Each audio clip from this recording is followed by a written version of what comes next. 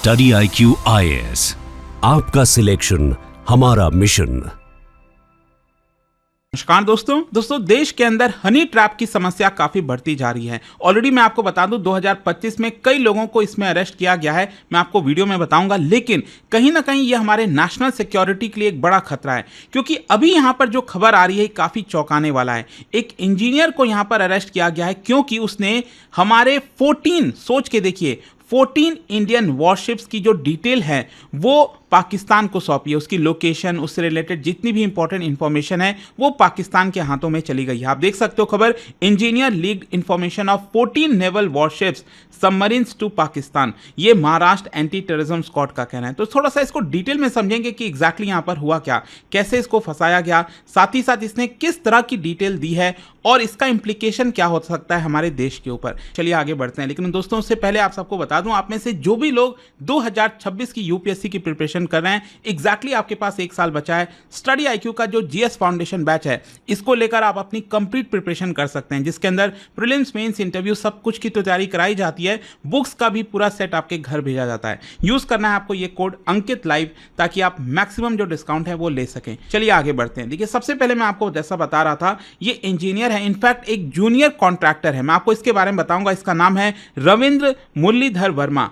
तो इसके ऊपर आरोप यह है कि इसने इंडियन नेवी की जो वॉरशिप्स हैं, सबमरीन्स हैं, उसकी डिटेल पाकिस्तानी इंटेलिजेंस एजेंट्स को दी। जो ATS है महाराष्ट्र की, उन्होंने बताया कि यह 27 साल का है और इसने करीब 14 यहां पर जो नेवल वेसल्स हैं उसकी डिटेल दी हैं, जिसकी वजह से हमारी नेशनल सिक्योरिटी कॉम्प्रोमाइज हो गई है। और 14 में से आप समझिए 5 शिप्स की ऐसी डिटेल हैं, इतनी एक्यूरेट हैं और क्लासिफाइड हैं, जिसके बारे में किसी को नहीं पता था। तो आप समझ सकते हो कि मामला कितना गंभीर है। पहले बात तो क्वेश्चन ये कि ये रविंद्र मुरलीधर वर्मा कौन है। देखो ये एक जूनियर डिफेंस कॉन्ट्रैक्टर है, जो कि महाराष्ट्र की फैसिलिटी में, महाराष्ट्र के जो नेवी से रिलेटेड फैसिलिटी होगा वहां पर ये काम कर रहा था और इसके पास क्लासिफाइड नेवल डॉक्यूमेंटेशन था, उसका एक्सेस था, वो इसने यहां पर पास कर दिया। ये बात ध्यान रखिएगा, ये ऑफिसर नहीं है, ये कोई ऑफिशियल ऑफिसर नहीं है, इसको कॉन्ट्रैक्ट पर रखा हुआ था। ये एक कंपनी में काम करता है बेसिकली। आप देख सकते हो इसका नाम Krishni Defence Technology Private Limited, और ये कंपनी बेसिकली मुंबई बेस्ड है। और जो डिफेंस एस्टैब्लिशमेंट्स हैं, including naval dockyard, Mazagaon dock, Indian coast guard, उनसे रिलेटेड जो भी काम आता है उसका कॉन्ट्रैक्ट ये लोग लेते हैं और यहां पर उसको सप्लाई करते हैं। तो इसी कंपनी में ये जो पर्सन है जूनियर डिफेंस कॉन्ट्रैक्टर के तौर पर काम कर रहा था। तो यहां पर अगर आप देखोगे तो बोला ये जा रहा है कि he was involve in sensitive technical support role, जिसकी वजह से इसके पास जो नेवी की इंटरनल रिकॉर्ड है, ऑपरेशनल इंफॉर्मेशन है, उसका एक्सेस इसके पास था। तो कहीं ना कहीं वो इसने यहां पर पास किया है। अभी के लिए मैं आपको बता दूं, जो थाने यूनिट ऑफ ATS है, जो एंटी टेररिज्म स्क्वाड है, उन्होंने इसको अभी वेडनेसडे को अरेस्ट किया। खैर पहला क्वेश्चन तो अब ये आता है कि इसको कॉम्प्रोमाइज कैसे किया गया था। देखो ज्यादातर केस में आपको हनी ट्रैप ऑपरेशन देखने को मिलेगा, स्पेशली पुरुषों के केस में यही होता है। ज्यादातर जो है पाकिस्तान की तरफ से वहां की जो ISI है वो अपने आप को इंटरनेट पर ऐसे दिखाते हैं कि वो एक महिला है और फिर यहां पर उसको लुभाने की कोशिश करते हैं। तो जो ये वर्मा है ना, वो भी क्लासिक हनी ट्रैप टैक्टिक में फंस गया और यहां पर बताया जा रहा है कि पाकिस्तानी इंटेलिजेंस जो ऑपरेटिव्स हैं, ISI हैं, उन्होंने पूरा ये कारनामा रचा था। यहां पर जो ऑपरेटिव्स हैं वो महिला के तौर पर इसको अप्रोच करते थे सोशल मीडिया प्लेटफॉर्म पर, एंड यहां पर एक ऑनलाइन रोमांटिक रिलेशनशिप बिल्ड करते थे, उसको इमोशनली मैनिपुलेट करते थे और फाइनली उसको जबरदस्ती जो है एक प्रकार से जो इंफॉर्मेशन है वो निकालने की कोशिश करते थे। और ये पैटर्न, जैसा कि मैं आपको बता रहा था, ये हमारे मिलिट्री साइबर एस्पियोनाज ऑपरेशंस में काफी बड़ा कंसर्न बनता जा रहा है। एंड वर्चुअल सिडक्शन जिसको कहते हैं ना, वो एक प्रकार से टूल के तौर पर इस्तेमाल किया जा रहा है, ताकि जो यंग मैन है, वल्नरेबल मैन है, उनको एक प्रकार से टारगेट किया जा सके और जो सिक्योर सिस्टम है उसको एक्सेस किया जा सके। इनफैक्ट मैं आपको बताता हूं, सबसे पहली बार बताया जा रहा है कि फेसबुक पर 2024 में यहां पर इसको अलग अलग लड़कियों के नाम से रिक्वेस्ट आता है, फ्रेंड रिक्वेस्ट आता है, पायल शर्मा, इशप्रीत। ऑल्दो ये कोई नहीं है, ये बेसिकली पाकिस्तानी एजेंट्स हैं जो कि अपने आप को इंडियन वुमेन दिखाते हैं और ये भी कह रहे हैं, ये इंडियन जो महिलाएं हैं वो अपने आप को फेसबुक पर इसको ऐसे दिखा रही थी कि हम नेवल में रिसर्च कर रहे हैं।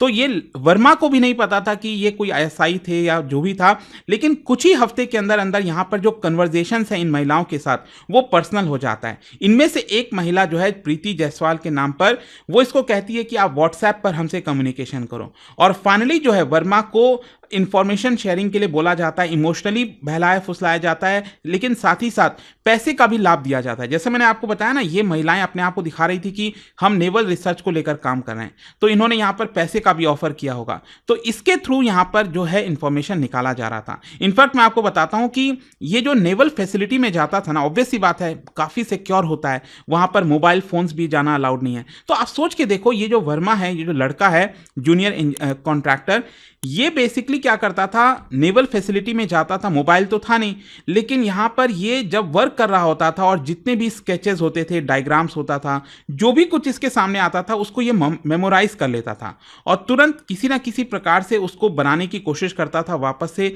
स्केच के फॉर्म में, डायग्राम के फॉर्म में, ऑडियो मैसेज के फॉर्म में, और फिर ये जो फॉरेन हैंडलर्स हैं, पाकिस्तानी हैंडलर्स, उनको व्हाट्सएप और सोशल मीडिया के थ्रू ट्रांसफर कर देता था। इस तरह की चीज़ें होती थी। इनफैक्ट 11 मार्च 2025 का एक रिकॉर्डिंग भी सामने आया है, उसमें यहां पर बता रहा है कि मैंने ये चीजें आपको भेजी हैं। तो आप समझ सकते हो कि कितना गंभीर ये मामला हो सकता है। खैर, यहां पर मैं आपको बताता हूं इसने क्या क्या चीजें शेयर की हैं। बताया ये जा रहा है कि detailed diagrams and drawings of Indian navy ships and submarine, audio notes इसने भेजा है ऑपरेशन से रिलेटेड, ऑपरेशन जो है इसने डिस्कस किए हैं। इसके अलावा पर्सनल डायरी जिसके अंदर क्लासिफाइड एनोटेशंस वो भी मौजूद था, वो भी इसने शेयर किया होगा। इसके अलावा जो हमारे शिप्स की लोकेशंस हो गई, मूवमेंट हो गई, लॉजिस्टिकल सपोर्ट हो गया, वो सारी चीज़ें इसने जो है शेयर की हैं। क्वेश्चन ये है कि ये डेटा ब्रीच कितना बड़ा है। जैसा कि मैं आपको स्टार्टिंग में बता रहा था कि करीब 14 वॉरशिप्स और जो सबमरीन्स की डिटेल है वो इसने यहाँ पर लीक की हैं। इंडियन नेवी ने कंफर्म किया है कि इसमें से 5 ऐसे हैं जो क्लासिफाइड हैं, मतलब जिसके बारे में किसी को नहीं पता था और ऑपरेशनली हमारे लिए बहुत ज़्यादा क्रिटिकल है।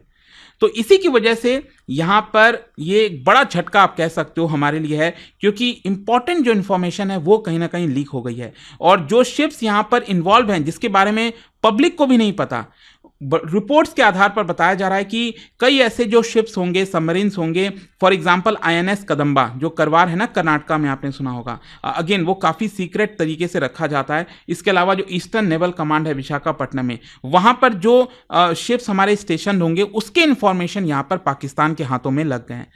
तो ये डेटा, इस तरह का डेटा ब्रीच हुआ है और ये कनेक्शन अगर आप देखोगे तो ये वाइडर एस्पियोनेज का नेटवर्क है, मतलब जासूसी का एक बड़ा नेटवर्क आपको देखने को मिलेगा। ये कोई आइसोलेटेड केस नहीं है।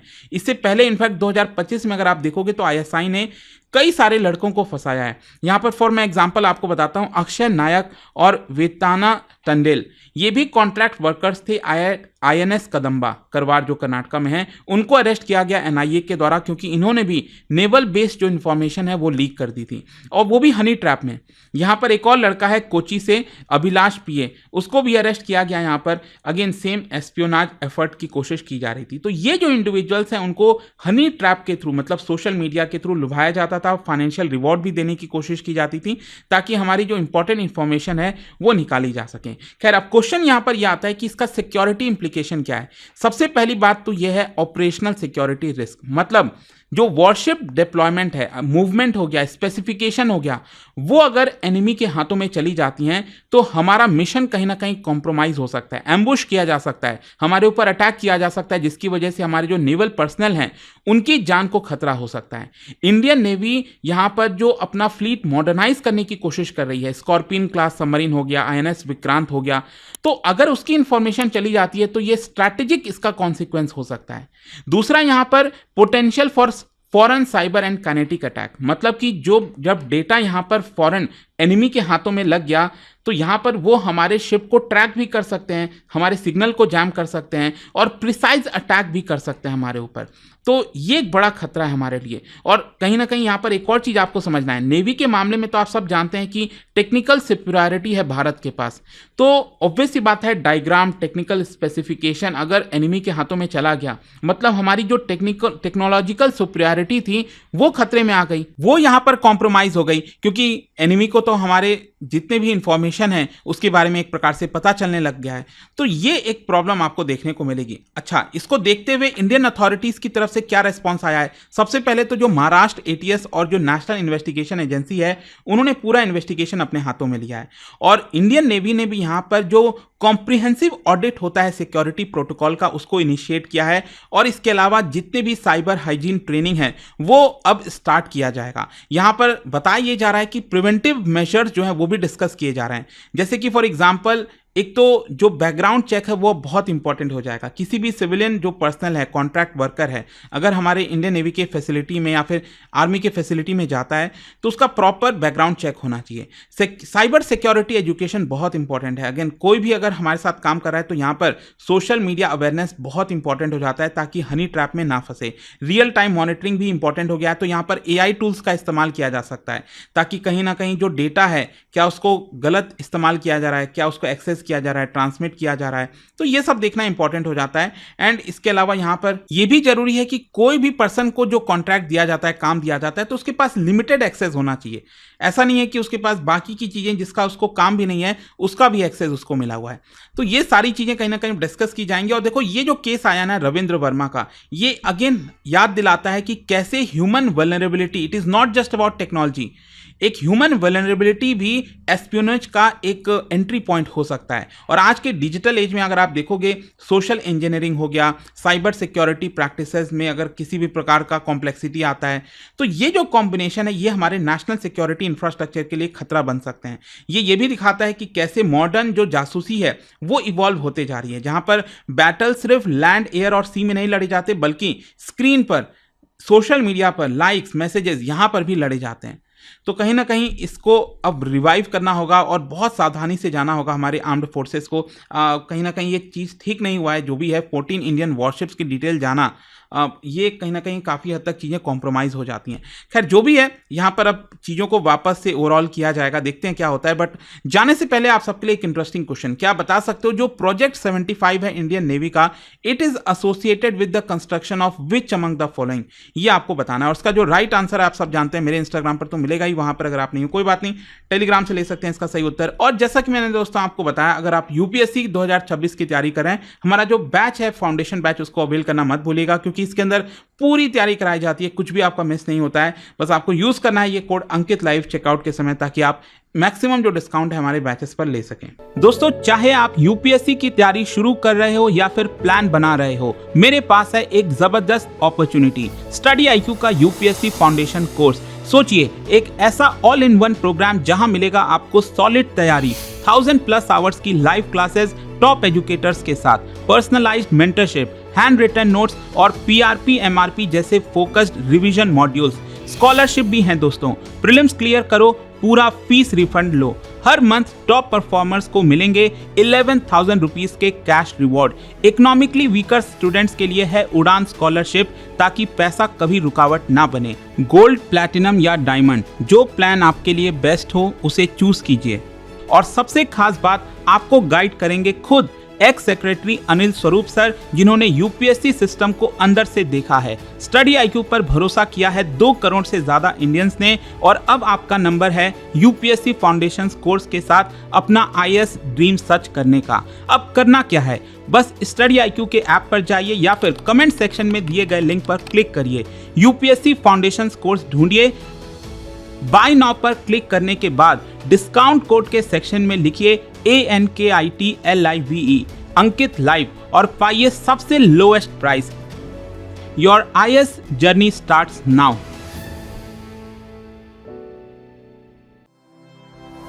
स्टडी आईक्यू IAS, आपका सिलेक्शन हमारा मिशन।